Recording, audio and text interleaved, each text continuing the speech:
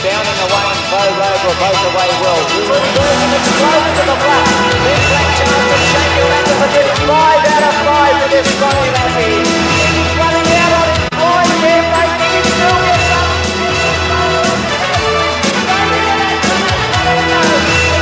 Here in the fence under pressure, Sir Ford cruises up. Into the now they go up towards the 1,000 top that on the side. On the turn to Shiny Base, running up on the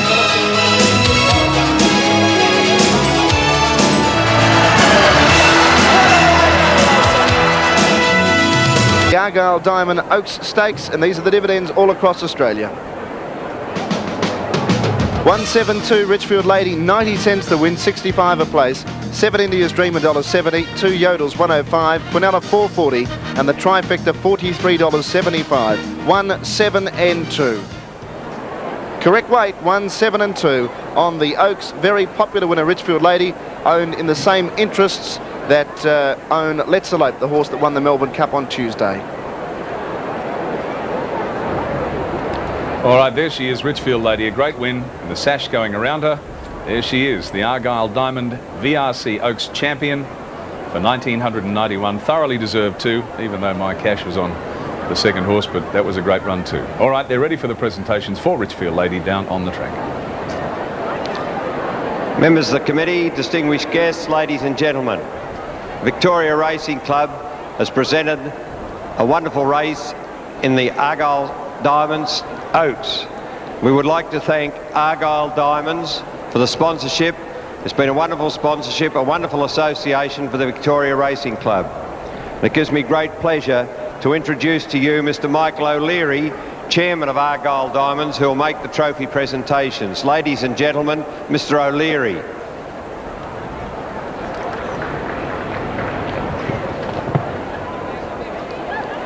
Mr. Chairman, members of the committee, ladies and gentlemen, Argyle Diamonds is once again delighted to be the sponsor of the VRC Oaks Day for the 3rd successive year.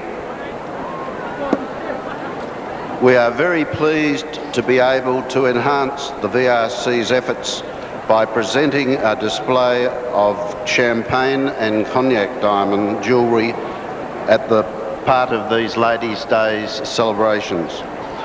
We invite all of the course to visit the display in the Carnival Marquee adjacent to the Ascot enclosure. I would like to congratulate Richfield Lady, the owners, the Shoreham Park Syndicate and their connections. Mr. Bart Cummings on an outstanding performance in winning the 1991 Diamond Oaks and the performance of Greg Charles as the jockey. It was indeed a fine performance. I congratulate you, Mr. Chairman, and the VRC for the conduct of an outstanding carnival. We now have the pleasure in presenting the successful owners with an Argyle Diamond encrusted designer timepiece.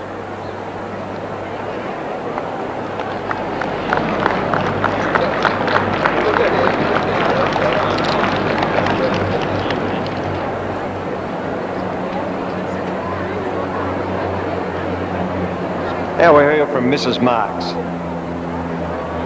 Mr. Burke, Chairman of the VRC Committee, ladies and gentlemen, I think we've just witnessed an outstanding event. This lady has been rather superseded by the previous winner of the Melbourne Cup, Let's Elope, and I think she's been forgotten in all the excitement about that. But I think this 3-year-old filly has done herself very proud. She's won 8 out of 10 races in this season and had a placing in the 9th. And I think probably we've got a wonderful year ahead of us, and I hope she's going to give you all a lot of excitement. Thank you very much.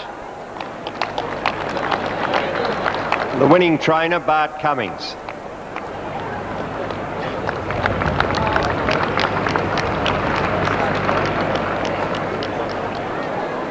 I would like to present Mr. Bart Cummings with the set of diamond cufflinks as a memento of his great success today.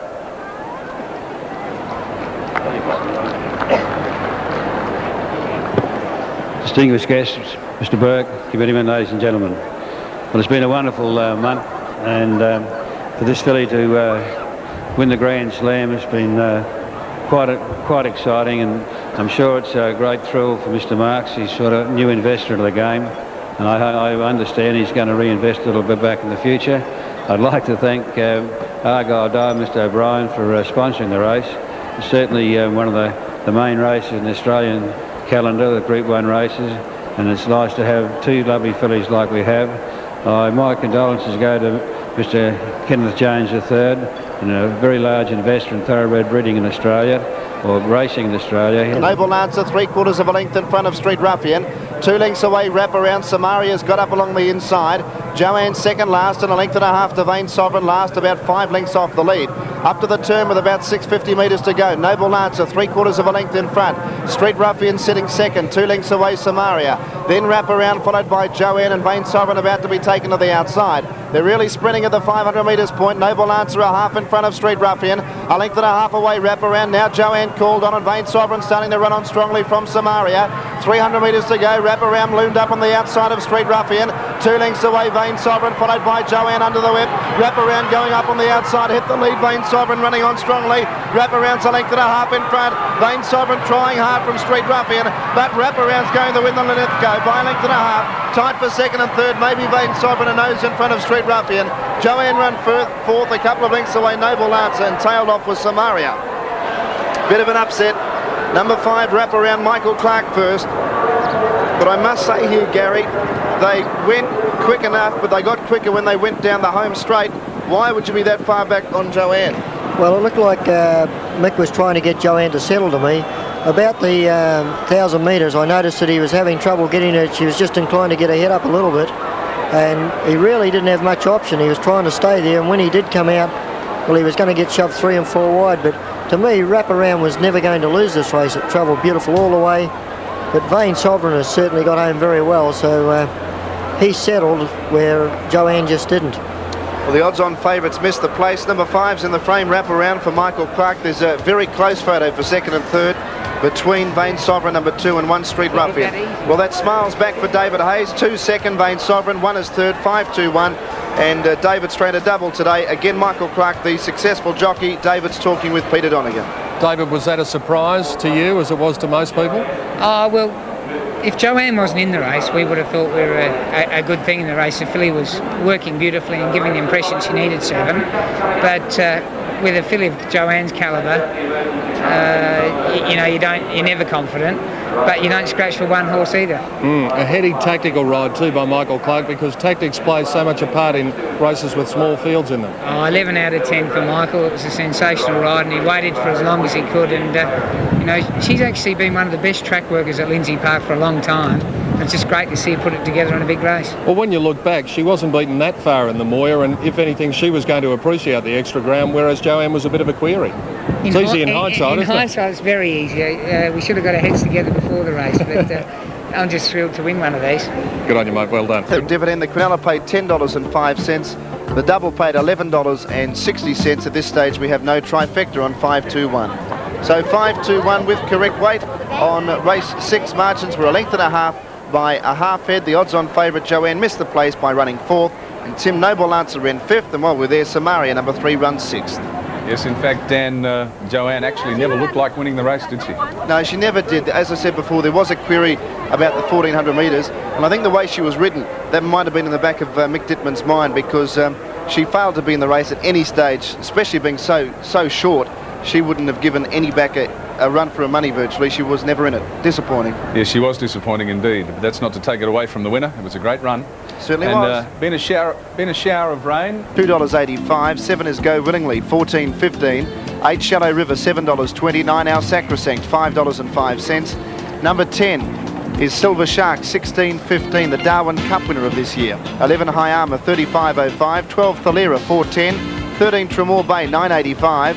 14 Final Spirit, $19.30. 15 Spirit Razor, $10.85. 16 Century Magic, $15.75. Number 17 is Molson, $22.05. $15.60 about number 16, which of course is Century Magic. Down at the bottom, 18 rather the Curra, and over the... Burrows last, Harry on top, hits the favourite at the moment, and plenty of money's been put on that. Well, I'd reckon the Crackers could be having something on Varro's last with his mate Harry White in the saddle. It was, I must say, Dan, as we come up to you, a rather sad scene that I saw on Melbourne Cup Day, to see Harry walking out after the running of race 4. He had his suitcase with all his gear in it, and he slowly trudged up to the race where the horses come down from the birdcage. And when you see probably one of the greatest distance riders that we've seen in Australia for a long time leaving before our premier staying race, well, it was a bit sad. Yeah, I think it was the first time in about 17 years, Pete. Certainly an unusual sign not to see the king of the Melbourne Cups. Of course, him and Bobby Lewis have won the most amount as a jockey. That's 4. So a little bit sad. In this race, you can see it's a very wide open affair. Varro's last, the favourite, $2.75. Our Sacrosanct down towards the bottom of the first page at $4.25. But there's a heap of chances in this race.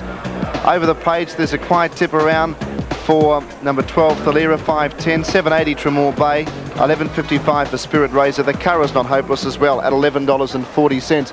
Fairly open field. Gary Willits, many chances, but have you been able to narrow it down? Well, it's a very open race, but look, I like Durham Rivers. I think he's done nothing wrong. He's ridden by David Tackett. I'm sure you're going to hear a lot more about this boy. He shows a great lot of promise. He's with Frankie King, who's produced Stan Aiken, Dale Short and Darren Gauchi. Well, the field just about set to go. Country Cup race 7 at Flemington. Light is on. Saddle lets them go. Another feather over on the inside was one of the first to break the line. Getting away smartly was Shallow River, being ridden up towards the lead. Then Final Spirit, Durham Rivers, Ryder Ben, Silver Shark, Thalera. Going through was Century Magic. Around them out wider was Molson. Then came the Curra, which wants to hang a little bit early. Cossack Ruler going around it. The Curra got checked again. Universal Ambition, Varro's last, but wider, followed by Tremor Bay, Go Willingly. Getting back a little bit in the early stages of the race was High Armour. It goes back to second last, and Spirit Razor outside it. 12 lengths would cover up first from last. Another feather just leads, but the speed is on.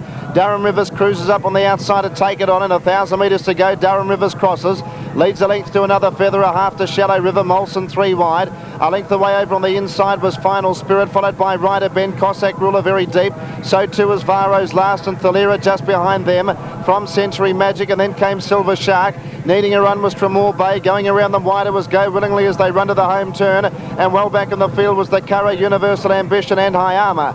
550 metres to go on the Country Cup, and Durham Rivers leads narrowly. Another feather second, a length away third, Molson. Cossack Ruler wide running on. They were followed by Ryder Ben in need of a run. Further out, Varro's last, and Thalera getting into the clear. Down the outside was Spirit Razor, followed by Silver Shark, Universal Ambition. Cossack Ruler, 300 metres to go, was kicked away, but Varro's last is starting to wear it down. Over on the outside, Spirit Razor getting up on the fence from Moore Bay, and then Silver Shark, Thalera. Cossack Ruler in front, Spirit Razor wearing it down with Varro's last. Tremor Bay getting up along the inside. Tremor Bay goes to Spirit Razor. Tremor Bay, Spirit Razor, it's tight. Maybe Spirit Razor a nose to Tremor Bay and Cossack Ruler. Then came Varro's last and Century Magic. High Armour wide out from Silver Shark, Ryder Ben. Then Go Willingly, and then came Final Spirit, Durham Rivers, another feather. Well back Thalera, the Curra. Universal Ambition, Our Sacrosanct, well back in the field with Molson, and towards the tail was Shallow River. Gee, this is a real close one. 137.1 the time.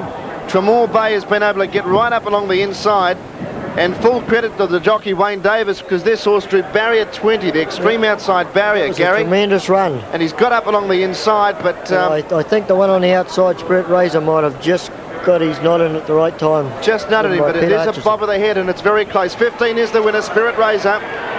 Number 15 has got the money, Spirit Razor narrowly in a great finish. Wasn't it a ripping finish? Tremendous. There you can see them coming up the straight. There's 5 of them there, you know, or 4 of them now, right across the line.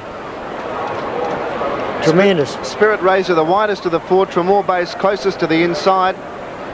They got fairly tight here. Yes, I don't think there'll be any worries here.